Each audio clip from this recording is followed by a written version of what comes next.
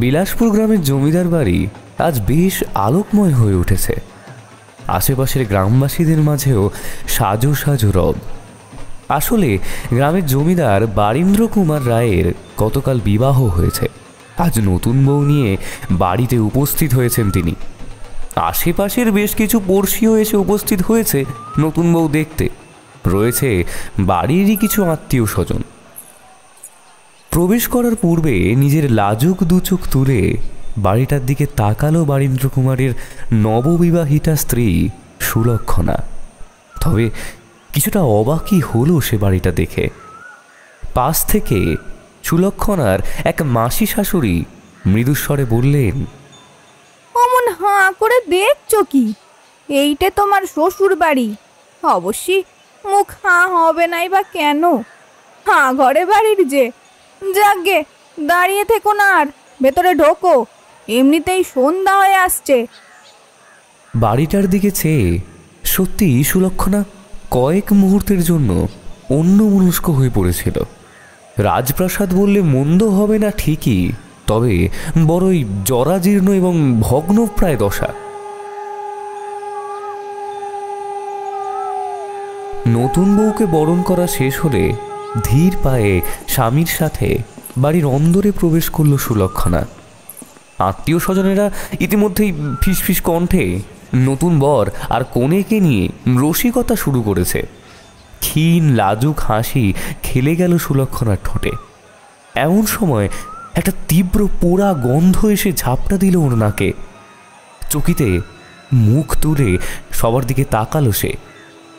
না, কারোর মুখে তো কোনো রকম তিতকুটে অভিব্যক্তি নেই। তার মানে কেউ সেই গন্ধটা পাচ্ছে না। তাহলে সুলক্ষণা একা কেন গন্ধটা পাচ্ছে? সেই মুহূর্তে সে বুঝতে পারল না কিছুই।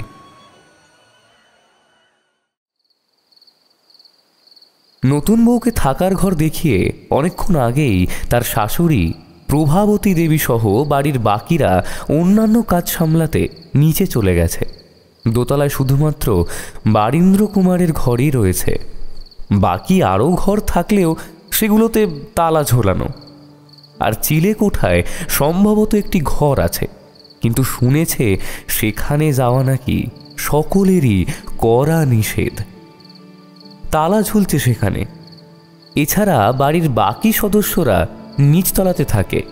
বাকি সদস্য বলতে বারীন্দ্র কুমারের বিধবা পিসি, মা আর একটা মানসিক ভারসাম্যহীন বোন। বিয়ের আগে সুলক্ষণা ওর দিদির মুখে শুনেছিল বারীন্দ্র কুমারের একটা দাদা ছিলেন, অতীন্দ্র কুমার। কিছু বছর আগে কোনো এক কারণে পরিবারের সদস্যদের সাথে রাগারাগি করে স্ত্রীকে নিয়ে চলে যান এখান থেকে। সেই যে তার ঘর ছাড়া হয়েছিল, আর ফিরে আসেনি। এমনকি বিষয় সম্পত্তির ভাগ পর্যন্ত ছেড়ে দিয়েছিলেন। সুলক্ষণা অবাক হয়ে ভাবে, এমন কি যে ঘটনা ঘটেছিল যে সম্পত্তির ভাগ ছেড়ে দিয়ে এক কাপড়ে স্ত্রীকে নিয়ে বাড়ি ছেড়েছিলেন ভদ্রলোক। সোনার ভারী দুলগুলো কান থেকে খুলতে খুলতে একটু অন্যমনস্ক হয়ে পড়েছিলেন সুলক্ষণা। এসব নানান কথা চিন্তা করছিল।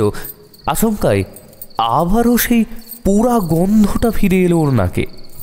বাড়িতে ঢোকার মুখেও পেয়েছিল, এখনও পাচ্ছে, কিন্তু গন্ধটা আসছে কোথা থেকে? নিজের ঘর থেকে বেরিয়ে এদিক ওদিক তাকালো সে। চৌকো আকৃতির বাড়িটা, চওড়া বারান্দা চৌকোভাবে ঘিরে আছে বাড়িটাকে। আর বারান্দার সাথে দোতলায় মোট 5টা ঘর রয়েছে। কার্নিস দিয়ে সামান্য ঝুঁকলে একদম সোজাসুজি নিচে রয়েছে বৈঠকখানা। আবার তাকে ঘিরে যে বারান্দা রয়েছে তার সাথেও একই রকমভাবে 5টি ঘর রয়েছে। এই বাড়িতে 2টো সিঁড়ি। বারীন্দ্র কুমারের ঘরের ঠিক মুখোমুখি নিচে নামার একটা সিঁড়ি আছে, আর বাড়ির দক্ষিণ কোণায় একটা লোহার সিঁড়ি আছে। তবে সেটা চিলে কোঠা যাওয়ার রাস্তা। কেউ যায় না বলে বাড়ির ওই অংশটা কেমন যেন অন্ধকারময় পরিত্যক্ত প্রকৃতির। সুলক্ষণা লক্ষ্য করল দক্ষিণ কোণার দিকটা থেকেই পোড়া গন্ধটা ভেসে আসছে। কপালে ভাঁজ পড়ল ওর। এত কটু একটা গন্ধ বাড়ির চারিদিকে তীব্রভাবে ছড়িয়ে রয়েছে, অথচ কারোর নাকে যাচ্ছে না সেটা। এক পা করে লোহার সিঁড়িটার কাছে এগোলো। সন্ধ্যার অন্ধকার যেন আরো তীব্রভাবে বসেছিল জায়গাটায়। হঠাৎই একটা ঠান্ডা হাত অনুভব করলো সুলক্ষণা তার কাঁধে। চমকে পিছনে ঘুরতেই পিসি শাশুড়িকে হ্যারিকেন হাতে দাঁড়িয়ে থাকতে দেখল। ভদ্রমহিলার কপালে ছিল একটা গভীর কৌতূহলী ভাঁজ। এখানে কি করছো বৌমা? ঘরের টিমটিমে লম্পের আলোয় কি আর কাজ হয়? ভাবলাম হ্যারিকেনটা দিয়ে আসি। তা ওদিকে কোথায় যাচ্ছিলে? ও, তোমাকে তো বলাই হয়নি। ওদিকটায় ভুলেও যাবে না, ওটা চিলে কোঠায় যাওয়ার সিঁড়ি। কয়েক মুহূর্ত চুপ থেকে সুলক্ষণা বলেই ফেলল, একটা পোড়া গন্ধ পাচ্ছিলাম পিসিমা, মনে হলো ওদিকটা থেকেই আসছে, তাই দেখতে যাচ্ছিলাম।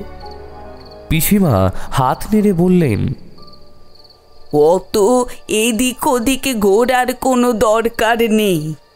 আর চিলে কোটায় তো ঘুণাক্ষরে ওটার কথা ভাববে না। নাও, হ্যারিকেনটা নিয়ে ভেতরে যাও। আজ কিন্তু কাল রাত্রি, সেটা মনে আছে তো? হ্যারিকেনটা সুলক্ষণার হাতে ধরিয়ে পিসিমা চলে গেলেন। কয়েক মুহূর্ত সেই অন্ধকারের দিকে চেয়ে থেকে ঘরে চলে এলো সুলক্ষণা। রাতে তেমন কিছু খেতে মন চাইল না ওর। সামান্য কিছু মুখে তুলে শুয়ে পড়ল।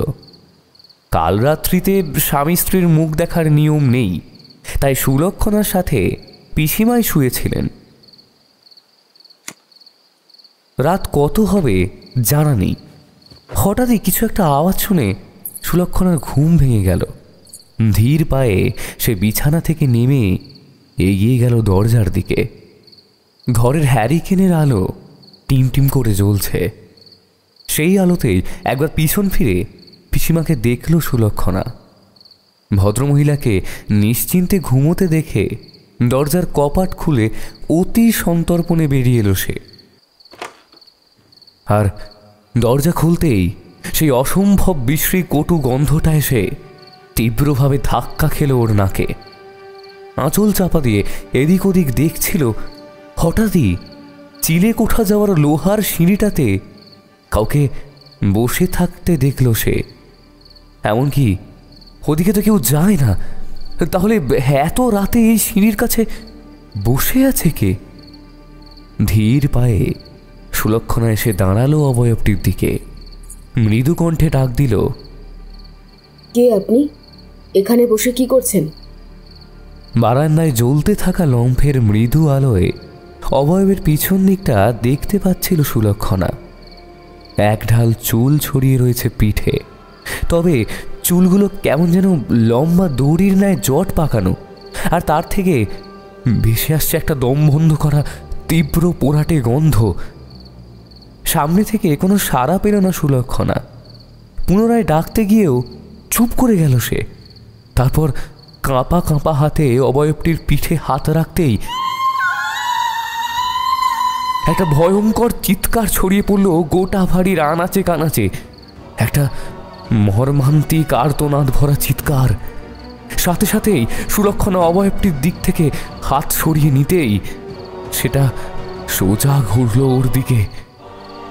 উফ, কি বিভৎস ভয়ানক তার চেহারা! ভয়ে আতঙ্কে ছিটকে দুপা পিছিয়ে মাটিতে পড়ল সে। এরই মাঝে অভয়টি উঠে দাঁড়িয়ে ধীরে ধীরে ঘুরল সুলক্ষণার দিকে। তাকে দেখে মাটিতে পড়ে রীতিমতো আতঙ্কে হাঁপাচ্ছে সুলক্ষণা। এমন সময় অন্ধকারের ভেতর থেকে সে অবয়বটির লম্ফের টিমটিমে আলো আসতে লাগলো। এমন সময় অন্ধকারের ভিতর থেকে সে অবয়বটি লম্ফের টিমটিমে আলোতে এলো। সামান্য আলোয় আসতেই তার চেহারাটা স্পষ্ট অনুধাবন করতে পারল সুলক্ষণা। সম্ভবত অল্প বয়সী একটি নারী, যদিও মুখের একদিকের চামড়া তার পুরে সম্পূর্ণভাবে কুঁচকে গিয়েছে, তবে তার একদিকটা স্বাভাবিক, সেই কারণেই বয়সটা অনুমান করা সম্ভব হলো। পোড়া অংশের দিকের একটা চোখ কোটরের বাইরে বেরিয়ে ঝুলছে, ঠোঁটবিহীন দাঁতগুলো যেন আরও ভয়ঙ্কর করে তুলেছিল অবয়বটির চেহারা। এমনকি মুখের সাথে সাথে শরীরের বাকি অংশও দগ্ধপ্রায়, আর তার থেকেই ধেয়ে আসছে একটা মাংস পচা পোড়াটে দুর্গন্ধ। আচমকাই সেই বিভীষিকার পচা গলা দগ্ধপ্রায় হাতটা চেপে ধরল সুলক্ষণার গলা। ভয়ে আতঙ্কে চোখ ঠিকরে বেরিয়ে এলেও চিৎকার করতে পারল না সে। হৃদস্পন্দনের গতি মাত্রাতিরিক্ত দ্রুত, আর শ্বাস প্রশ্বাসের হার ক্রমাগত কমে আসছিল একটু একটু করে। কি অসম্ভব যন্ত্রণা ঘিরে ধরল সুলক্ষণাকে। মুহূর্তের মধ্যে আর তার মাঝেই একটা ফ্যাকাশে কণ্ঠস্বর কানে এলো ওর।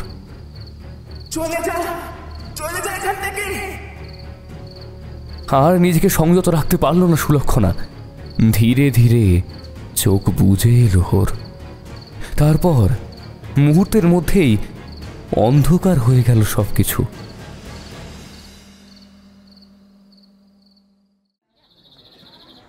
পরের দিন সকালে জ্ঞান ফিরলে শোয়ার ঘরে নিজেকে পেল সুলক্ষণা।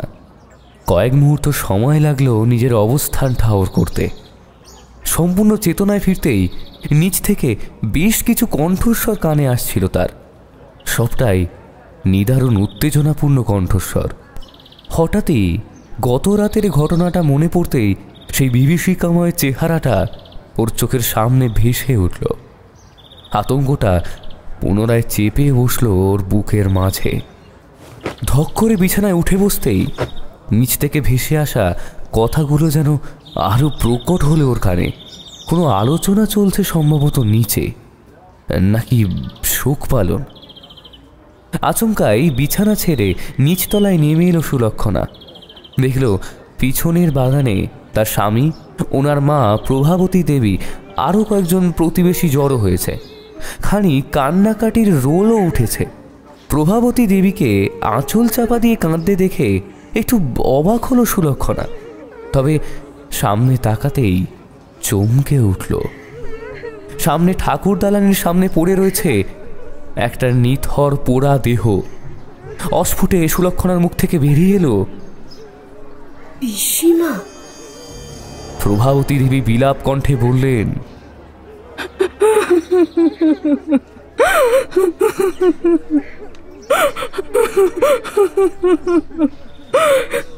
রোজ সকালে ফুল তুলতে বাইরে জানুনি, সদর দরজা খোলা দেখে ভাবলাম আজও হয়তো গেছে, কিন্তু কিন্তু তুলসী তলার দিকে যেতে গিয়ে দেখি এই অবস্থা। ঠাকুরছি গায়ে আগুন লাগিয়ে আত্মহত্যা করতে পারে কখনো ভাবিনি, কখনো ভাবিনি। এমন সময় হঠাৎ করেই বারীন্দ্র কুমারের মানসিক ভারসাম্যহীন বোন পুতুল চিৎকার করতে করতে বাড়ির ভিতর থেকে বেরিয়ে এলো। আগুন লাগেনি, ও মেরেছে, ও আগুন ধরিয়েছে, ও মেরেছে। পুতুলের কথায় সবাই অবাক হয়ে যায়। এমনকি সুলক্ষণার কপালেও জিজ্ঞাসার ভাঁজ পড়ে। কিন্তু বারীন্দ্র কুমার পুতুলকে বকাঝোকা করে ঠিক সেই মুহূর্তেই সেখান থেকে নিয়ে যেতে লাগলো। তখন পুতুল চিৎকার করছিল একভাবে, ও ও এসে গেছে, ও সবাইকে শেষ করে দেবে, সবাইকে।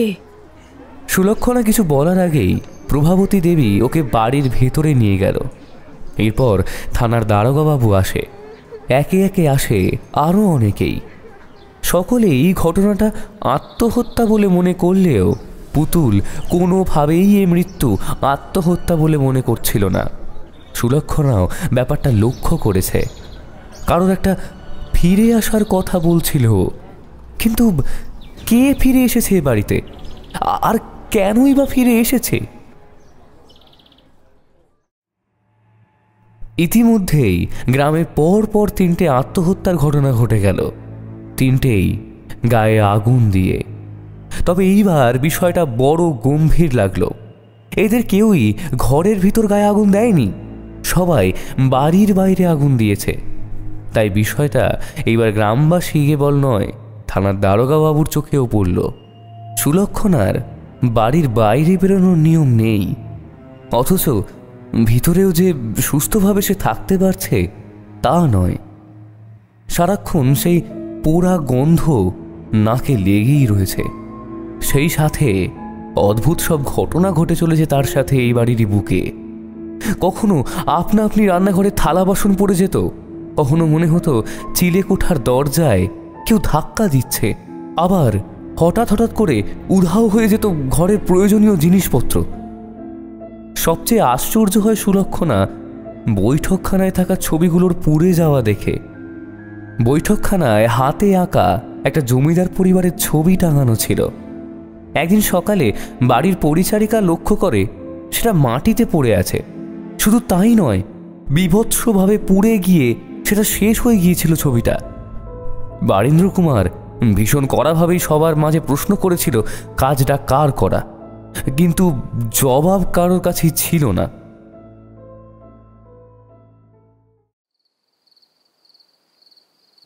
সেই দিন সন্ধ্যা পুজো সেরে তুলসীতলার দিকে যাচ্ছিল সুলক্ষণা। হঠাৎই বাগানের দিকে একটা নারী মূর্তিকে লক্ষ্য করল সে। ধীর পায়ে সেদিকে এগিয়ে ডাক দিল, কে কে ওখানে? পূর্ণিমার আলোয় পরিষ্কার সুলক্ষণা দেখতে পাচ্ছিল সেই নারী মূর্তিটিকে। এক ঢাল কোমর ছাপানো চুল, লাল পাড় সাদা শাড়ি আর গয়না। বাতাসের মৃদু দোলনে হালকাভাবে উঠছিল সেই অচেনা নারীর কেশরাশি। একটু সময়ের জন্য অন্যমনস্ক হয়ে যায় সুলক্ষণা। কাজেই কখন যে সন্ধ্যার আধার ঘনিয়ে এসেছিল তা অনুধাবন করতে পারেনি। প্রদীপের নরম আলোয় তখনও স্পষ্ট দৃশ্যমান ছিল সে নারী মূর্তি। এমন সময় ধীর পায়ে সুলক্ষণা এগিয়ে গিয়ে পুনরায় জিজ্ঞাসা করল, কে আপনি? সাড়া দিচ্ছেন না কেন? নারী মূর্তিটি সামান্য দুলে উঠল এবং সাথে সাথেই কেউ যেন ওর কানে ফিসফিস করে বলে উঠল, চলে যা, চলে যা এখান থেকে, ওরা আমাকেও বাঁচতে দেয়নি, তোকেও দেবে না। বিমোহিত হয়ে নারী মূর্তিটির দিকে চেয়েছিল সুলক্ষণা। হঠাৎই সেটা পিছন ফিরে ওর দিকে তাকাতেই আঁতকে উঠল সে। সেদিনের সেই ভয়ঙ্কর বিভীষিকা যেন মুহূর্তেই এসে দাঁড়ালো ওর সামনে। সেই অর্ধদগ্ধ শরীর, পোড়া মুখ আর একদিকের নেত্রহীন কালো কোটর। চিৎকার করতে গিয়েও করতে পারল না সুলক্ষণা, কেবল গো গো শব্দ ছাড়া। বৌমা, বৌমা।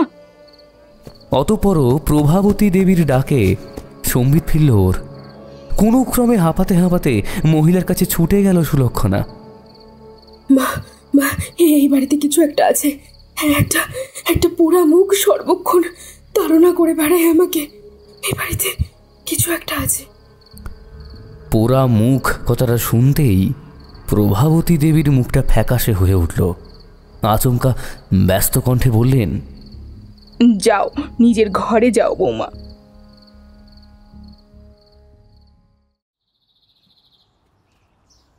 এদিকে গ্রামের মোড়ল মশাইও একটা আলোচনা সভা বসায় স্থানীয় মন্দিরের সামনে। পরপর এমন রহস্যজনক আত্মহত্যা, অস্বাভাবিক মৃত্যুই লাগছিল সকলের কাছে। বারীন্দ্র কুমার, প্রথমে তোমার পিসিমা, তারপর গাঁয়ের একে একে ময়রা বাড়ির ছেলে, ভাড়ুজ্জে বাড়ির কর্তামশাই আর ঘোষাল পাড়ার নিধু ঠাকুর গায়ে আগুন দিল। হ্যাঁ, কিন্তু এমনটা কেন হচ্ছে? হো আরেকটা কথা, নিধু ঠাকুরের মৃত্যুস্থল থেকে একটা স্বর্ণের কোমর বিছা পাওয়া গেছে। আমার মনে হয় এই বিছার মালিকের সাথে আত্মহত্যাগুলোর কোনো সংযোগ আছে। বিছাটা হাতে নিয়ে বারীন্দ্র কুমার অপলকে চেয়ে রইল তার দিকে। চোয়াল শক্ত হয়ে এলো ওনার। সন্ধ্যা সবে পেরিয়েছে। নিজের ঘরের বিছানায় বসে এক দৃষ্টে হ্যারিকেনের আলোর দিকে চেয়েছিল সুলক্ষণা। যে নারী মূর্তিটি ওকে দেখা দিচ্ছে সে কে? ও ছাড়া আর কেউ কেন তাকে দেখতে পায় না? কেন বারংবার সে সুলক্ষণাকেই আভাস দেয় যে তার এখানে থাকলে বিপদ? কেন চলে যেতে বলে? গরিব পরিবারের মেয়ে সুলক্ষণা, বাবা অন্যের ক্ষেতে চাষবাস করে সংসার চালায়। ওরা 3 বোন। তাও সাধ্যমতো দিয়ে থুয়ে বিয়েটা দিয়েছিলেন সুলক্ষণার বাবা। বছর 40-এর বারীন্দ্র কুমার প্রায়শই ওদের গ্রামে জমি জমা সংক্রান্ত কাজে যেতেন। হঠাৎই একদিন সুলক্ষণাকে দেখে পছন্দ হয়ে যায় ওনার। বিয়ের প্রস্তাব আনে ওদের বাড়িতে। কিন্তু সুলক্ষণা যে মাত্র 20, তবে এইটুকুও বুঝেছিল যে বারীন্দ্র কুমার ও রূপ সৌন্দর্য দেখেই বিয়ের প্রস্তাব পাঠিয়েছিলেন। জমিদার বাড়িতে মেয়ের বিয়ের হবে, মেয়ে সুখে থাকবে, এমন ভাবনা ছিল ওর মা বাবার। কাজেই 3 বোনের সংসারের ভিড়ে আর বেশি দিন ঠাঁই হলো না সুলক্ষণার। চলে আসতে হলো শ্বশুর বাড়ি। কথাগুলো ভাবতে ভাবতে একটু অন্যমনস্ক হয়ে পড়েছিল সে। নিচে বারীন্দ্র কুমারের চিৎকারে নেমে এলো সুলক্ষণা। প্রভাবতী দেবী ইতিমধ্যেই জিজ্ঞেস করতে শুরু করেছেন, কি হয়েছে? একবার কুলগুরুকে ডাকলে হয় না? পুতুলকেও দেখে নিতেন, আর গ্রামেও একটা শান্তি সন্তয়নের প্রয়োজন।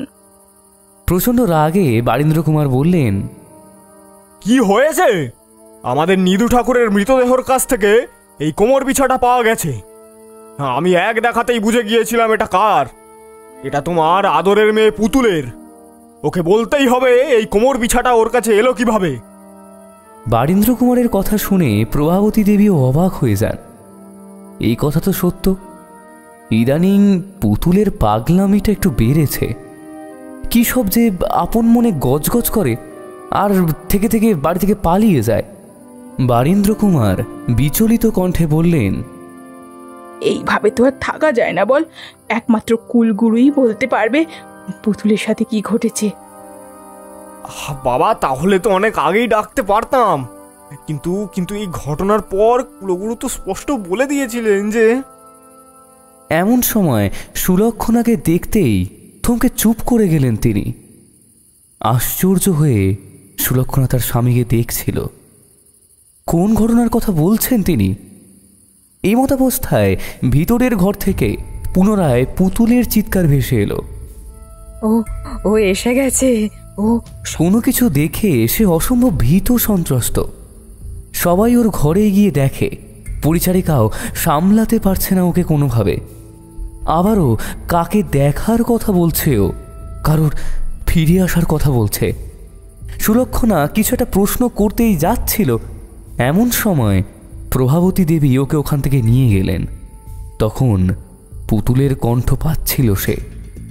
ও ও এসে গেছে। ও সবাইকে শেষ করে দেবে, সবাইকে। বিয়ে হয়ে আসা স্তক নানান ঘটনা একের পর এক ঘটে চলেছে এ বাড়িতে। যেন কিছু একটা আড়াল করতে মরিয়া এ বাড়ি। কিন্তু কি? রাত্রে আর কিছু খাওয়ার মন করছিল না, তাই শাশুড়িকে বলে চুপচাপ দরজা ভিজিয়ে শুয়ে পড়ল সে। আজকাল ওই পোড়া গন্ধটা ওকে ঘিরে ঘুরতে থাকলেও গা শোয়া হয়ে গেছে, আর বিরক্ত লাগে না সুলক্ষণার। বালিশে মাথা দিতেই যাবতীয় চিন্তা মাথায় ভিড় জমালো ওর। তারপর কখন যে চোখ লেগে যায় নিজেও টের পেল না সে।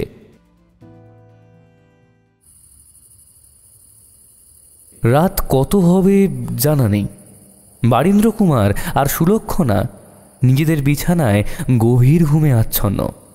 ঘরের মৃদু হ্যারিকেনের আলোয় আলো আঁধারির মাঝেই ঘরের কিছুটা অংশ দৃশ্যমান। হঠাৎই ওদের মাথার উপরের খোলা জানলার কাছে ধীরে ধীরে এসে দাঁড়ালো একটা নারী মূর্তি। শ্যামবর্ণা, বছর 23-24 হবে। এক ঢাল খোলা চুল আপন ছন্দে উঠছে বাতাসের তালে। পরনে লাল পাড় সাদা শাড়ি। দেখে বেশ অবস্থাপন্ন লাগলেও সেই নারীর অভিব্যক্তি ছিল ভয়ঙ্কর। মুখের প্রতিটি রেখায় ছিল প্রতিশোধের করাল থাবা। হিংস্রতার দৃষ্টি এক দৃষ্টে সে চেয়েছিল বারীন্দ্র কুমারের দিকে। প্রজ্বলিত অগ্নিরোষ যেন ঠিকরে বেরোচ্ছিল তার দু চোখ দিয়ে, এবং একটু একটু করে সেই চেহারায় ধরতে লাগলো পোড়া দাগ। চোখের করে জল নয়, জমতে শুরু করেছিল প্রতিহিংসা, রাশি রাশি প্রতিহিংসা। বাতাসের দমকা হাওয়ায় হ্যারিকেনটা মাটিতে পড়ে ভেঙে গিয়ে চৌচির হতেই ঘুম ছুটে গেল সুলক্ষণার আর প্রভাবতী দেবীর। ধরপড়ে উঠে বসলেন বিছানায়। এদিকে জানলার বাইরে থেকে জ্যোৎস্নার জোরালো আলো এসে ছড়িয়ে পড়েছে ঘরের আনাচে কানাচে। তাতেই দৃশ্যমান হয়ে উঠছে ঘরের অন্দর। একবার সেদিকে নজর বোলাতেই প্রভাবতী দেবীর মনে হলো ঘরে কেউ ঢুকেছে।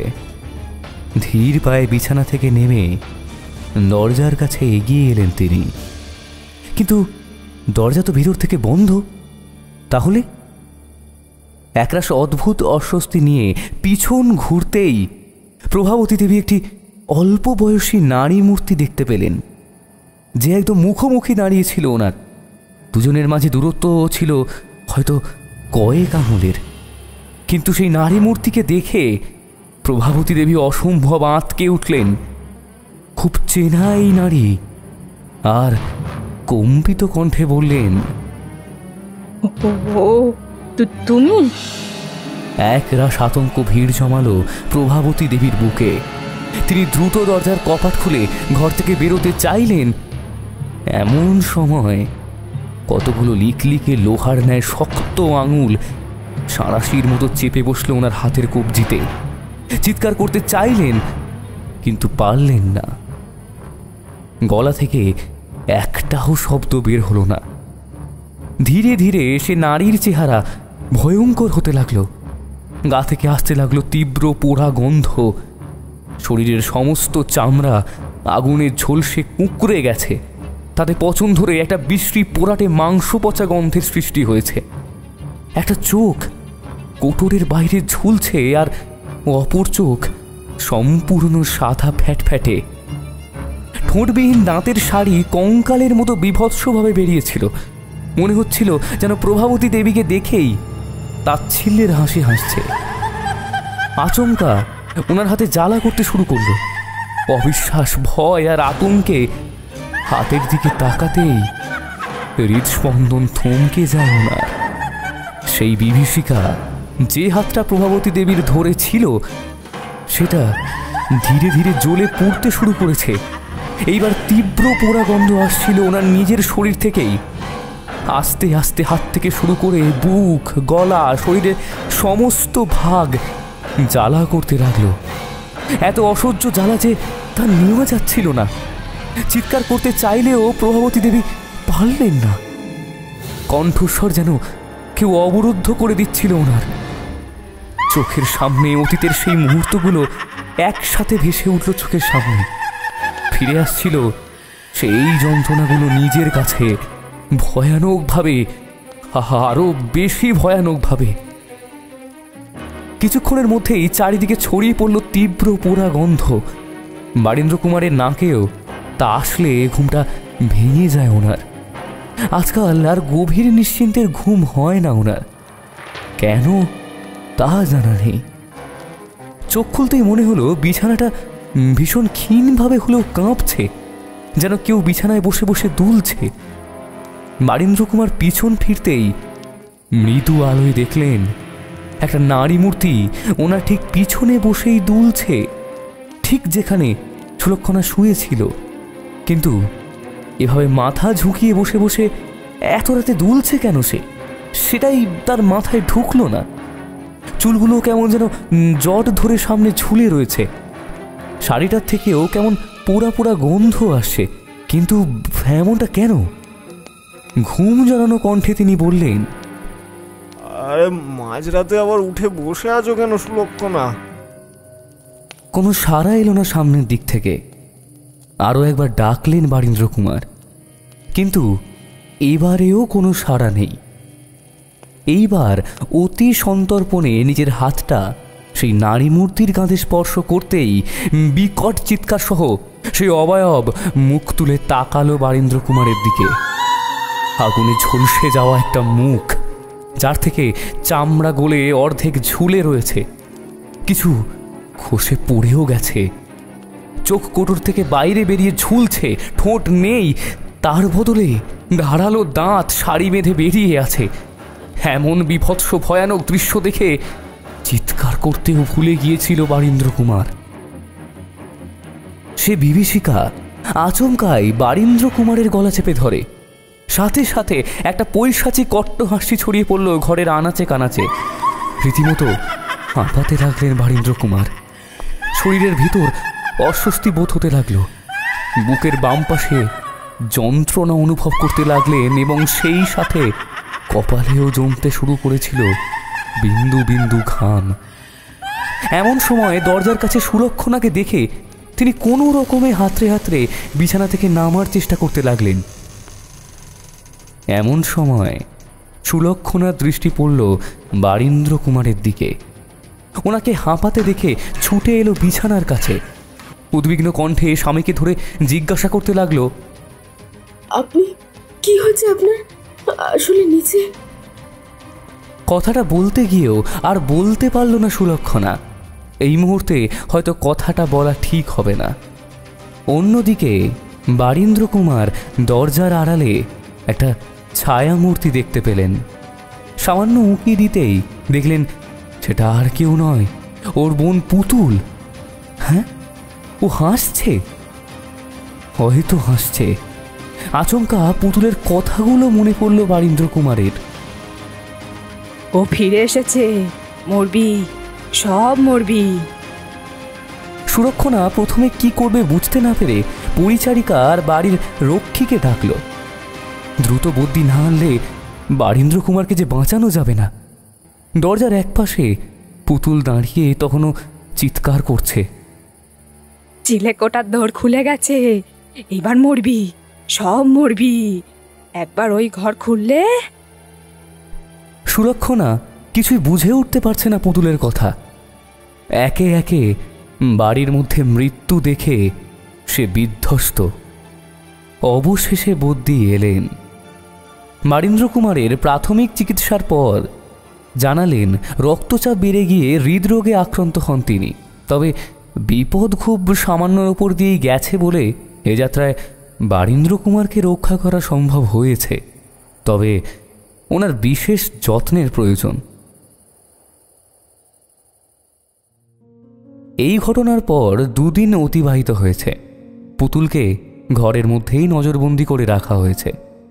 বারীন্দ্র কুমার সামান্য সুস্থ হলে পরিচারিকা জানায় যে প্রভাবতী দেবী মারা গেছেন গায়ে আগুন দিয়ে। পিসিমার মতোই পিছনের বাগানে ওনারও দেহ পাওয়া গেছে।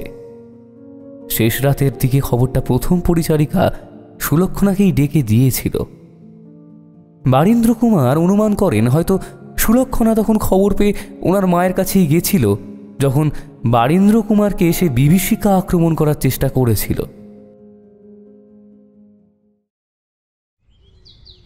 কিছু একটা ভেবে বারীন্দ্র কুমার জিজ্ঞাসা করেছিলেন, পরিচালিকাই প্রথম মাকে দেখেছিল? বারীন্দ্র কুমারের জন্য খাবার বাড়ছিল সুলক্ষণা। মৃদুস্বরে জানায়, না, পুতুল, মাকে পুতুল দেখেছিল। বিরক্ত হয়ে ওঠেন বারীন্দ্র কুমার, বললেন, আরে বাবা, পুতুলের পাগলামি বাড়ছে। সুলক্ষণা কয়েক মুহূর্ত চুপ থাকলেও একই রকমভাবে মৃদুস্বরে বলে, অনেকক্ষণে বাইরে চলে যায়, হাওয়া বাতাসও তো লাগতে পারে। ওকে আপাতত ঘরে আটক করে রাখাই ভালো। আর বাড়িতেও এদিক ওদিক ঘুরতে দেওয়া যাবে না। সেদিন চিলেকোঠার দিকে যাচ্ছিল, আমি ভাগ্যিস দেখে ফেলেছিলাম। বারীন্দ্র কুমার বিন্দু মাত্র সময় নষ্ট না করে সেদিন লোহার সিঁড়ি ভেঙে চিলেকোঠায় উঠতেই চক্ষু তার চরক গাছ হয়। চিলেকোঠার দরজা খোলা ছিল।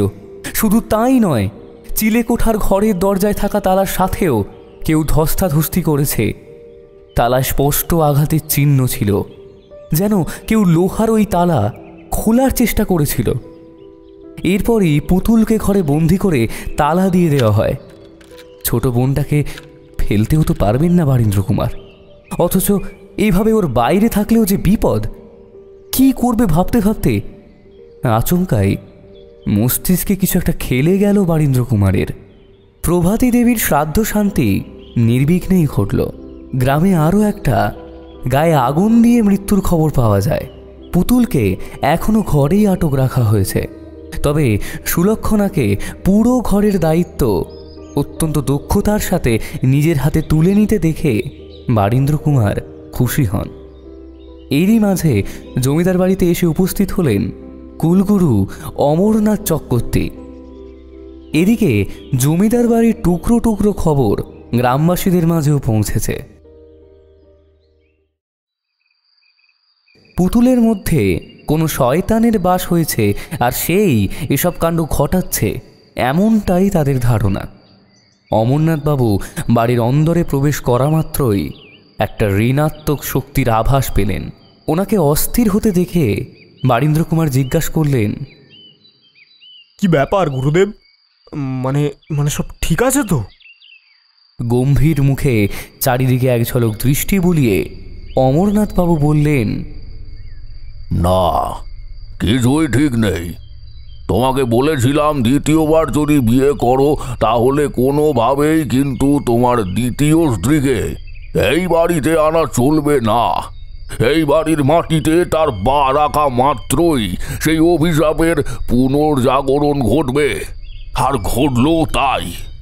সুলক্ষণা বাড়িতে প্রবেশ করা মাত্রই তোমার প্রথম স্ত্রী অনিন্দিতার সেই ভয়ঙ্কর অভিশাপ জাগরিত হয়ে গিয়েছিল, আর অনিন্দিতার সেই ভয়ঙ্কর অভিশাপের কারণে একের পর এক ঘটে চলেছে এই মৃত্যু খেলা, যা আপাত দৃষ্টিতে গায়ে আগুন লেগে আত্মহত্যা দেখালেও ওইসব কিছুর পিছনে রয়েছে অনিন্দিতার অভিশাপ আর ওর অতৃপ্ত আত্মার প্রতিশোধ। বারীন্দ্র কুমার কিছুটা চিন্তা করে বললেন, তাহলে কি অনিন্দিতার সেই অতৃপ্ত আত্মাটা, মানে সে কি পুতুলকে দিয়ে এইসব কাজগুলো করাচ্ছে নাকি? অমরনাথ সরু চোখে বারীন্দ্র কুমারের দিকে তাকালেন।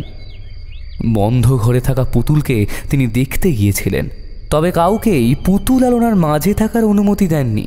বারীন্দ্র কুমারকে বললেন, অতীত পুতুলের মানসিক ভারসাম্যকে মারাত্মকভাবে আঘাত করেছে, কিন্তু এমন সময় সুলক্ষণাকে দেখে চুপ করে যান অমরনাথ। এই সময়তেই পরিচারিকা এসে জানান পুতুল আবারও নাকি পাগলামি শুরু করেছে। বারীন্দ্র কুমার ব্যস্ত কণ্ঠে বললেন, এই বলছি আমি একবার পুতুলকে দেখে আসছি, বুঝলে? আমার একমাত্র বোন, ওকে ছাড়তে পারবো না আমি। বৈঠকখানা ফাঁকা হলে সুলক্ষণাই কথা শুরু করলো, গুরুদেব, এ বাড়িতে প্রবেশ করা মাত্রই একটা পোড়া গন্ধ সর্বক্ষণ আমার নাকে আসে। এমনটা কেন হয়? এ বাড়ির কি কোনো অতীত আছে যা আমার থেকে আড়াল করা হচ্ছে? অমরনাথ মৃদুস্বরে বললেন, এমন কিছুই নয়। সুলক্ষণার বিষণ্ণ মুখ দেখে অমরনাথের একটু খারাপ লাগলো ঠিকই, কিন্তু তিনি আর কথা বাড়ালেন না। সোজাই বারীন্দ্র কুমারের কাছে এসে বললেন, সেদিন বারংবার বলেছিলাম সত্যকে কখনোই স্তব্ধ করা যায় না। তুমি আমাকে কথা দিয়েছিলে যে দ্বিতীয়বার বিয়ে করবে না, তার সত্ত্বেও কেন সুলক্ষণাকে এই বাড়িতে নিয়ে এলে? বারীন্দ্র কুমার কি করবে বুঝতে পারছিলেন না। হতাশা ওনাকে ধীরে ধীরে গ্রাস করছিল। একদিকে পিসি আর মাকে হারানোর যন্ত্রণা, অন্যদিকে গ্রামবাসীদের অকথ্য চাপ, আর একাধারে নিজের ছোট বোনের এমন দুরবস্থা। কি করবে, কি করলে সব কিছু ঠিক হয়ে যাবে, কিছুই বুঝতে পারছিলেন না বারীন্দ্র কুমার। হাহাকার ভরা কণ্ঠে বললেন, আসলে সুলক্ষণাকে দেখে প্রথম থেকেই আমার খুব ভালো লেগে গিয়েছিল। প্রথমবার নিজের মনের কথাটাকে শুনে বিয়ে করে ফেলেছিলাম, কিন্তু গুরুদেব, এমন যে হতে পারে আমি সত্যি বুঝতে পারিনি। যখন তোমার হাত থেকে সেই ভয়ঙ্কর অপরাধটা ঘটে গেছিল তখন কিন্তু আমি সাবধান করেছিলাম, বলেছিলাম যে তোমার দ্বিতীয় বিয়ে তোমার জীবনে কাল ডেকে আনতে পারে। তাও কেন শুনলে না? কেন সবটা জানার সত্ত্বেও এই অভিশাপকে অগ্রাহ্য করলে? বিচলিত কণ্ঠে বারীন্দ্র কুমার বললেন, আসলে প্রতিশোধ, অভিশাপ, সত্যি বলতে না আমি এসব কিছু মানি না। বুঝতে পারিনি যে ও না থেকেও আমাকে এভাবে শেষ করতে পারবে। অপরাধ তো তুমি করেছ, মারাত্মক অপরাধ। তোমার অপরাধ ক্ষমার অযোগ্য ছিল, তাই সত্যিটা জানার পর তোমাকে ক্ষমা করতে পারিনি ঠিকই, কিন্তু তোমার বাবা আমাকে অত্যন্ত সমীহ করতেন, বিশ্বাস করতেন। সেই কারণে এই গ্রামবাসীকে বাঁচাতে আর তোমার বংশকে রক্ষা করার উদ্দেশ্য হেতু এটি মহাযজ্ঞের আয়োজন করব। জানতে হবে যে ও কি চায়। বারীন্দ্র কুমার যজ্ঞের সমস্ত জোগাড়জান্তি একা হাতে করার আশ্বাস দেন, তবে মনে মনে ভাবেন এইবার সত্যিটা সুলক্ষণাকে জানাতে হবে। তাই সোজা নিজের ঘরে চলে এলেন তিনি, কিন্তু সেখানে তো কেউ নেই। এমন সময় একটা পোড়া গন্ধ পেলেন তিনি, তাও সেটা লোহার সিঁড়িটার কাছ থেকে। চিলেকোঠা থেকে কিছু কি পুড়ছে? বারীন্দ্র কুমার দ্রুত চিলেকোঠায় উঠতেই দেখলেন সুলক্ষণার শাড়ির আঁচল পুড়ছে, অথচ ওর কোনো হুঁশ নেই। এক দৃষ্টে চেয়ে রয়েছে চিলেকোঠার ঘরটার দিকে। বারীন্দ্র কুমার আগে সুলক্ষণার শাড়ির আঁচড়ে ধরা আগুনটা নেভানোর চেষ্টা করলেন, তারপর ঘরটার দিকে তাকাতেই দেখলেন ঘরের দরজা খোলা, আর সোজাসুজি সেখানে হেলাম দিয়ে পড়ে আছে একটা কঙ্কাল, পুড়ে যাওয়া কঙ্কাল। সুলক্ষণা, বলছি বলছি কে কে এসেছিল এখানে? কাঁপা কাঁপা গলায় সুলক্ষণা জবাব দিল,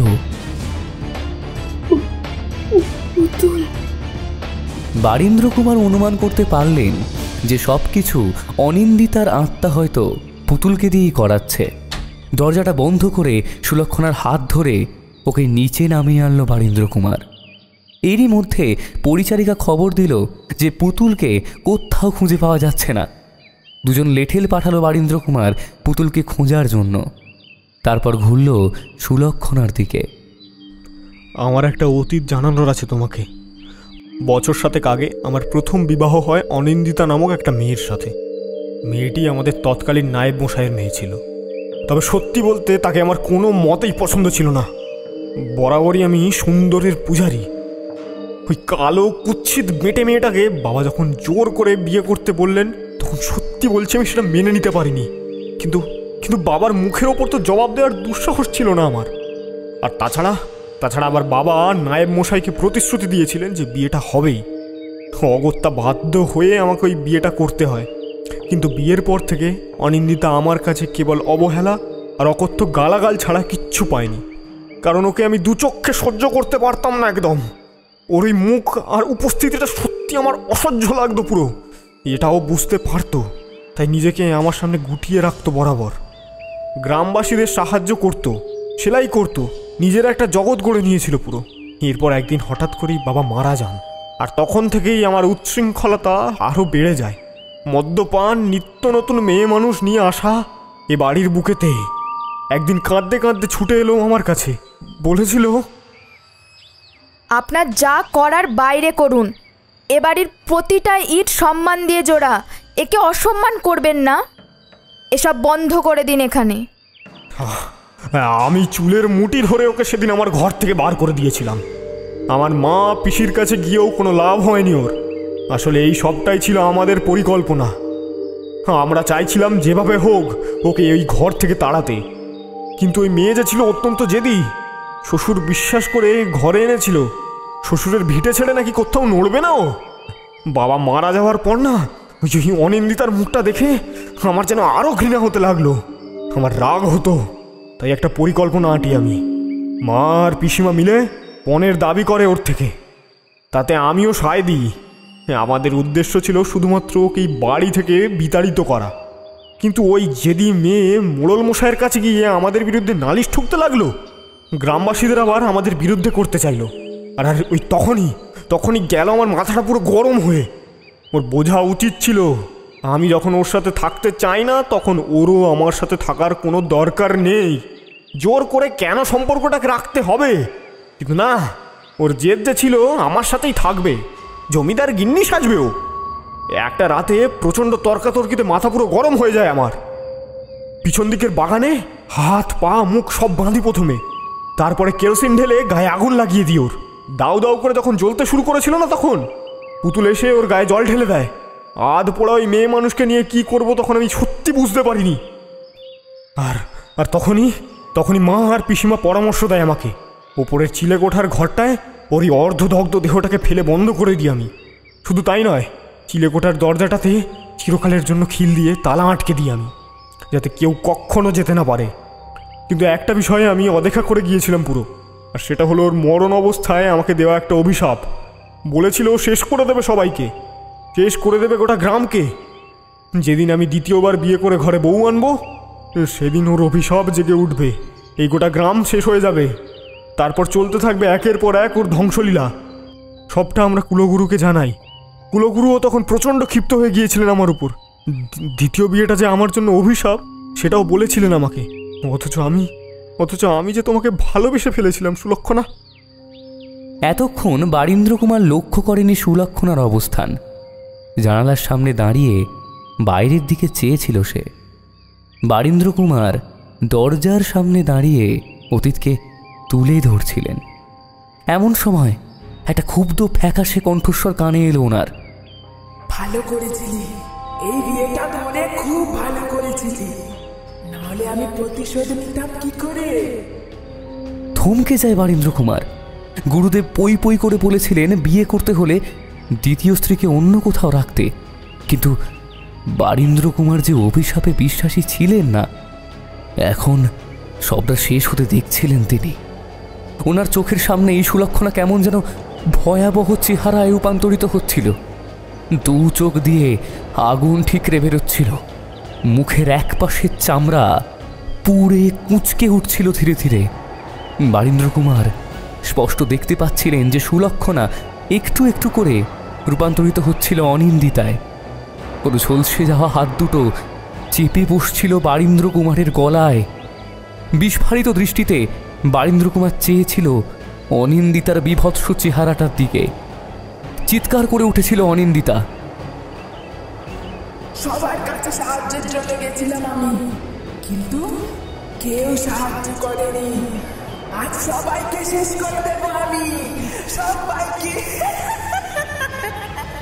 অন্যদিকে অমরনাথ যজ্ঞের জন্য প্রস্তুত না হলেও পরিস্থিতিবশত স্থানীয় পুরোহিতের সহায়তায় অবশেষে যজ্ঞে বসতে পারলেন। মন্দির চত্বরেই যজ্ঞ শুরু হয়। গ্রামবাসীও বুঝতে পারছিল কিছু ঘটতে চলেছে। অমরনাথের মন্ত্রোচ্চারণের সাথে সাথেই চোখ তুলে সামনে তাকালো অনিন্দিতা। হ্যাঁ, সুলক্ষণা অনেক আগেই চিলেকোঠার ঘরটা খুলে দিয়েছিল। দেখতে পেয়েছিল একটা কঙ্কাল। সুলক্ষণার মাঝে এই প্রবেশ করেছিল অনিন্দিতা।